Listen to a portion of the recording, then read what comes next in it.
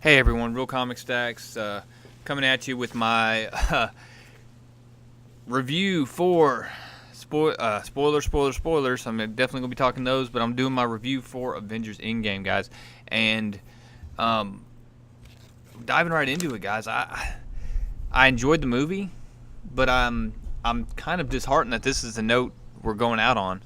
Um, in all reality, I've there were some great story arcs that ended, and there were a couple that I really enjoyed, but there were a couple I really didn't. But I'll get into that a little bit more. I'm going to work kind of chronologically through the movie. I apologize. I am on the road, so you're getting what I can do as far as that. But and I'm outside, so if you hear the wind, it's it's blowing pretty good here up in the mountains. So, all right.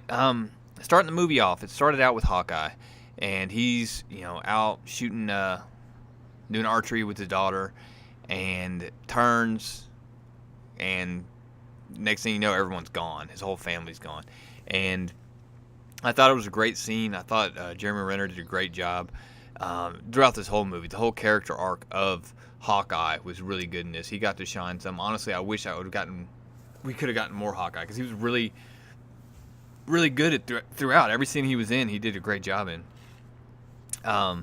The great story arc, great raw emotion from him. I thought that was really good. From there, they went to Tony and Nebula, which they had some fun moments between them. Them sitting there playing paper football and chatting it up, and you get the emotional piece with Tony Stark talking to the helmet for Pepper, making those days. You find out how long they've been up there, and then in my theater at least, the whole theater groaned when Captain Marvel showed up to save him. And I'm sorry, I got darn 18-wheeler going down the road right here. Awesome. Can't make that up. But the whole theater just audibly groaned when Captain Marvel was the one who saved Tony Stark. You figure there was no reason, unless why couldn't we possibly do something with the Bifrost? Why 21 days later has Thor not done something about it? 21 days later, why hasn't Rocket? Does he not have a tracker on his own ship? You figured that is something he definitely would have done. So for Captain Marvel, or at least explain it why that wasn't the case. Hey, Captain Marvel shows up and he's like, Raccoon gives him the location to where it's not just, hey, she shows up and Des Machina is the savior of the MCU because she saved Tony Stark. And I thought, yeah, I'll get into that later. From there, you go straight almost into, once he gets back, the attack on Thanos. Tony Stark bows out of it, which to me is he's very defeatist. He doesn't want the rematch. He's done fighting. He's lost, and he just turns his back on everybody in a way, and that kind of rubbed me the wrong way. Now he does come back later and redeem himself, and we know how that all goes down. But I wasn't really fired up about that, and it wasn't the reunion between Cap and Tony that we had hoped for. It was bitter. Tony Stark was upset, and just he doesn't get defeated, and he did not handle that well at all. So then they go and attack Thanos, and I think the whole audience, you could have heard a pin drop when this happened, when they show up. Captain Marvel blasts him. He goes to recover, get up. Hulkbuster holds it down the arm, and Thor chops it off. And you're like, holy cow, what just happened? And then you find out that the reason he used the stones was to destroy the stones, which is in itself kind of genius, but he kind of prevented himself from any future defense of it, and going back and uh, in preventing them doing exactly what they did. If he had the time stone, he wouldn't have had a problem jumping back through time and preventing this. But anyways, so they kill Thanos and walk away, and we jump to 5 years later. And 5 years later, we get some. We get the scene of Cap at the counseling session, and of course Anthony Russo, who is trying to get all his social justice points on the way out of this franchise, is playing one of the people there for group therapy, and talks about his date and his date being a man, and it stank of honestly it stank of him trying to score those Hollywood points on his way out. I thought there were several points in this whole movie that were like that.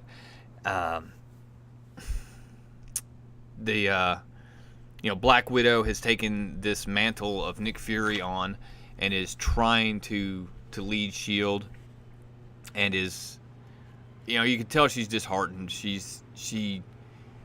says this is her family. It's what she has, and you can tell she's struggling on what to do. Hawkeye has become Ronin, and you find out that he's been just going around killing gangs basically, and mobsters and drug dealers and everything else. And you finally and War Machine's the one who delivers the news about a slaughter he had executed down in Mexico. Cap he's like you said, he's doing the counseling sessions, but he's of the same mindset. He hasn't moved on. Hulk, you got Professor Hulk was not as exciting as I'd hoped, honestly. Was it cool? Yeah. But did it have its faults? Absolutely. I wish there was still kind of a struggle for balance or something. It was just kind of like, hey, yeah, I've dealt with the Hulk now. I'm good. We're buddies. We've coupled together in 5 years, and now we're good. And I still wish there was a divided mindset. It just seems like there's a whole lot left out there. If when he did get angry, if he leaned towards that, and Bruce had to talk him back into thinking clearly, if there was a partnership there rather than just it seeming like one personality, I think that would have been better. But it is what it is. Thor was a huge. The story arc of Thor in this movie was probably my biggest disappointment. Going into that real quick, not only does he just quit after everything that happened and he killed Thanos, but he just gave up on his people. He gave up on Asgard, and that wasn't at the end of Ragnarok. That's not where we were headed.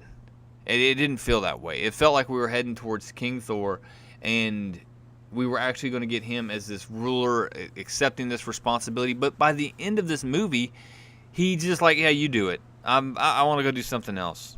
Screw responsibility. Screw my father's legacy. Screw all this. I'm done with Asgard. I want to go do my own thing. And if I have to watch a Guardians of the Galaxy 3 or a Thor 4 with him and Chris Pratt going back and forth like they did in this movie, I'll walk out of that movie, because that their banter is just stupid. I don't enjoy it at all. I'm in charge. Yeah, you're in charge. Yeah, you're in charge. It was, I think it was a 4 or 5 minute scene. It was about 3.5 minutes too long. It was, I did not like that portion at all. Tony Stark having his family, having his daughter, that was actually pretty touching. And you can understand him not wanting to give up what he had. I mean, it's that age-old question. If you could go back and change something and prevent something from, or you made a mistake in your life and you could go back and change it, would you? if it meant that you could possibly, get rid of one of the greatest blessings and joys in your life.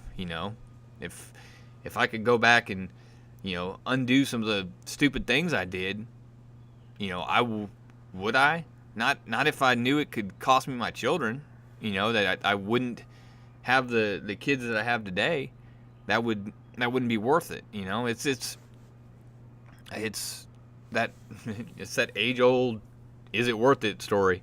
The other story arc I thought was exceptionally well done in this was Nebula's.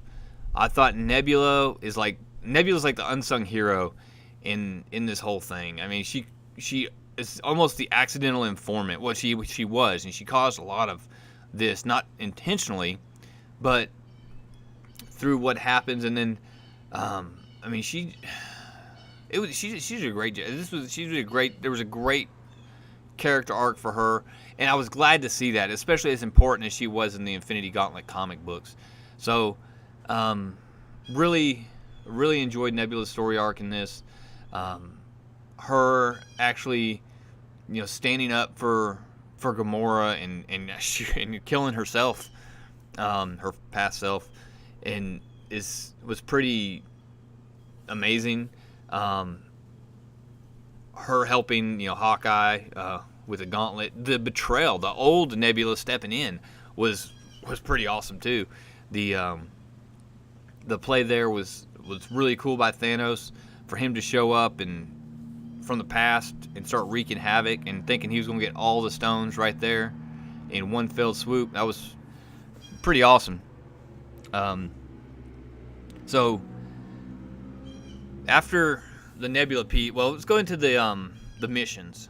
You had, and I said that this movie for a long time was going to be a combination of the Italian Job and Back to the Future, and it did have that as one of the acts, basically, where they go back.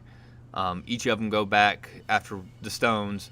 Of course, the team of Black Widow and Hawkeye was probably one of the most emotional one because of the required sacrifice. And it seems like they should have had a discussion before they went on that mission. And but them on top of the mountain doing what they did as far as fighting to see who the sacrifice was going to be, who was going to live, who was going to die, who was going to volunteer themselves in order to be that sacrificial lamb for the greater good was very emotional. And then Jeremy Renner or Hawkeye afterwards waking up in the puddle and realizing what had happened, realizing what he has in his hand, and just weeping was really good. Jeremy Renner killed it in this. He did such a great job. From there, you had the mission with Nebula and War Machine was really good. The relationship between Rhodey and Nebula was good. I thought their on-screen presence together it worked. It worked really well.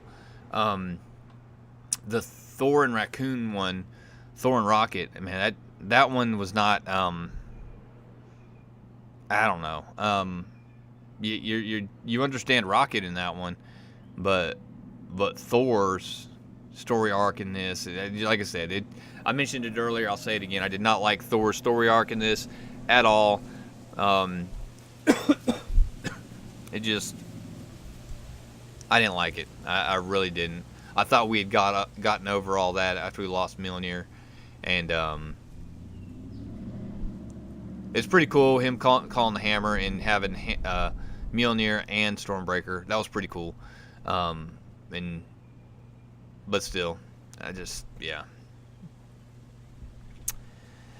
The Tony Stark and Captain America arc and their mission, it had some good moments. Him standing on the other side, him realizing, Peggy Carter had the picture of him on her desk still. Him, now, correct me if I'm wrong, but that scene was like 1970, 25 years after World War II, and I mean, she didn't look any older I mean, correct me if I'm wrong there, but she didn't look any older than she did in what was it? First Avenger, but she should be about 25 years older. She, I guess, aged well. That's a big truck going by. Um, so the Tony Stark scene with his dad was pretty cool. And then let's see, that was well. Then that was after the failed mission. I forgot about the failed mission, which was pretty awesome in itself. The cap on cap violence was pretty good. It was a good fight. Really, it did have some of the third grade humor in it, but the scene with Loki, basically getting the Space Stone and ducking out, you wonder how, if that created a branch, are they going to be able to seal that branch in the timeline, or is Loki alive in a separate branch of the timeline now? You know what I mean? I'll have to dig into my thoughts on that and figure out what their theory on time is on this exactly, because theoretically that branch is going to go on because it is different and all the stones weren't returned, but they went back to a prior timeline that where they took the Tesseract. So theoretically, that timeline with Loki ducking out is still going to go on, right? That's the way I understood it, but I could be wrong. So they get all the stones though, and they end up back and having the discussion of who should be the one to execute the snap. They all end up with the Hulk doing it. He does it, and it about kills him, it seems. And right at that time, Thanos shows up, and you almost forget about the Hulk snap with everything that goes on, because they're at that moment when that first missile hit, you thought Scott Lang was dead. I mean, it looked like that one caught him right in the face, and but the whole base is decimated. Rocket and War Machine are stuck down in the bottom, and Scott Lang's on his way to save them. You got Thanos arriving and just parking and waiting for him for the big three to show up. You got Hawkeye running from the Outriders, which is an awesome scene when he finally whips out the sword and starts fighting them in the tunnel. That was amazing. I love that scene, him going vertical and fighting him on his way up, and then of course you had the scene with Nebula and Gamora there, and you were just it was really good. Then you got into the three-way fight, and then you get the 3-on-1 versus Thanos, and it's a really good fight. I mean, it really was. You get Thor, Fat Thor, whipping out Stormbreaker and Mjolnir, and Tony Stark in the Mark 85 armor. Cap's doing his thing, and then right when you think, Thor gets knocked down, is about to get done in by Stormbreaker, and Cap just just whacks Thanos with Mjolnir, and that was a stand up and clap moment for me in the theater, seeing Cap wielding Mjolnir, and then Thor look at him going, "I knew it!" And that was a really cool scene. And then Cap fighting Thanos one-on-one with Mjolnir, and that was really cool.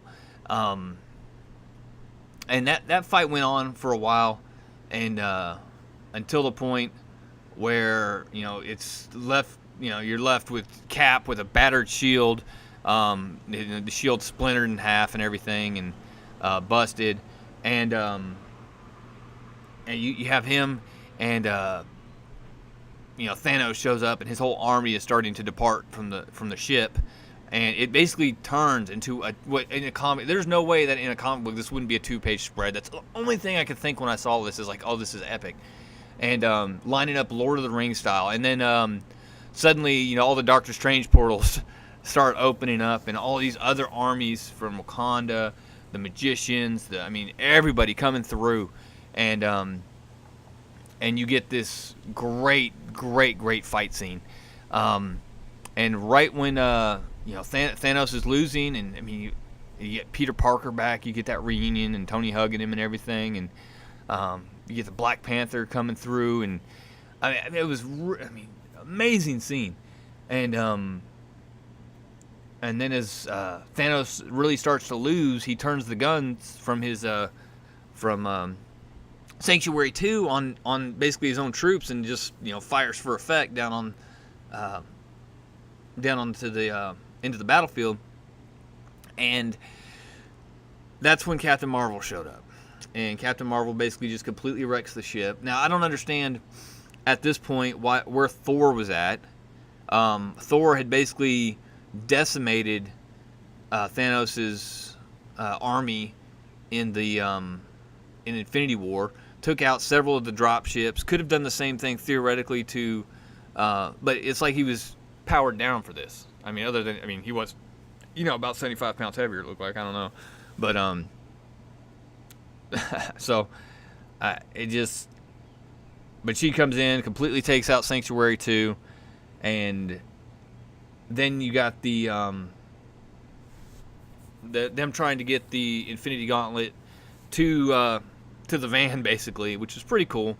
And the Black Panther scene where he says, I'll take it, and he runs off with it is really cool. And then Spidey taking it from there, activating insta-kill mode, was really cool. And it was going really good. And then then Captain Marvel gets it, and you get the more women, more power part, and it was so cringy. It's like, oh, it just so happens that, I mean, mathematically, it doesn't make sense. It's not good storytelling anymore. It's not apparent, and that's what made me mad about this. Is parts of this movie weren't about good storytelling. It was about an agenda, and it was about this scene for women everywhere, where you had 10, 11 female characters from the MCU, and they were the only ones on the battlefield that were going to make sure that Captain Marvel got through. And she would have too, but Thanos just chucked a Stormbreaker, destroyed the van, and created that whole problem. Even her fighting Thanos, Thanos, even with the gauntlet, didn't stand a chance. And that's probably the biggest reason I'm not excited about the MCU going forward. I mean, just honestly, I'm already tired of that character. Too overpowered, no struggle. I hate the attitude. I can't stand it. And everybody in the theater, or a lot of people in the theater, sounded the same way, where it's like, come on, and it's fed up with it. But anyways, you get past all that. Thanos ends up knocking her into next week with the Power Stone. Goes to execute his snap again, and Tony Stark managed to pull the the nanite swap on him, and has the stones in his suit, and executes his own snap. And at that moment, I mean, you could have heard a pin drop in the theater. It was amazing, and it's really cool. And man, and then you go into closeout. Thanos and everyone's dust, and they win, and you get the emotional, Tony, you can finally rest thing, and that was pretty intense. And